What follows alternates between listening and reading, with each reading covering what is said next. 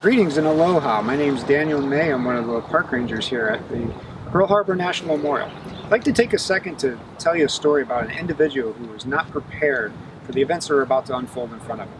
You got to understand, on December 7th, reality of war was just that, a conversation. That reality soon became a reality as the events unfolded in front of him.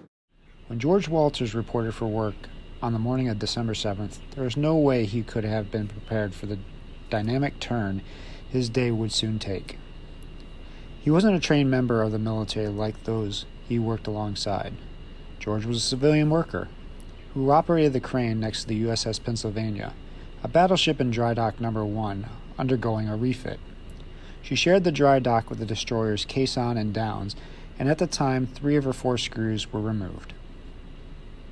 At approximately 07:55, everything changed, and Walters was no longer a bystander. In an instant, he found himself in the midst of the chaos that erupted when the aerial striking forces from the Imperial Japanese Navy came roaring across overhead. As he sat 50 feet up, he was one of the first Americans to see the planes coming. Walters observed a group of men on the battleship oblivious to what was about to unfold. Rather than trying to escape from his oncoming attack, he tried to get their attention before the planes did. He instantly alerted the sailors just prior to the harbor exploding into fireballs and the black smoke filling the sky. Even though she was dry docked, the Pennsylvania was a primary target for the attackers. George returned to his crane and attempted to shield the battleship from the incoming attack. George witnessed the aircraft gunning towards the dry dock of the battleship. He used his boom of his crane to defend the ship and her crew. He swung the boom back and forth to shield the ship from the Japanese fighter planes as the sailors aboard attempted to return fire. The gunners on the port side of the Pennsylvania cursed Walters at first, believing he was more of an interference than a help. Because their ship was in dry dock, they were below ground level, and most of the view was blocked by dry dock walls and nearby buildings, leaving them blind to the attacking forces. 50 feet up, George could see the oncoming planes. The gunners soon learned the movements of the crane gave them an advance clue to the direction of the next incoming plane.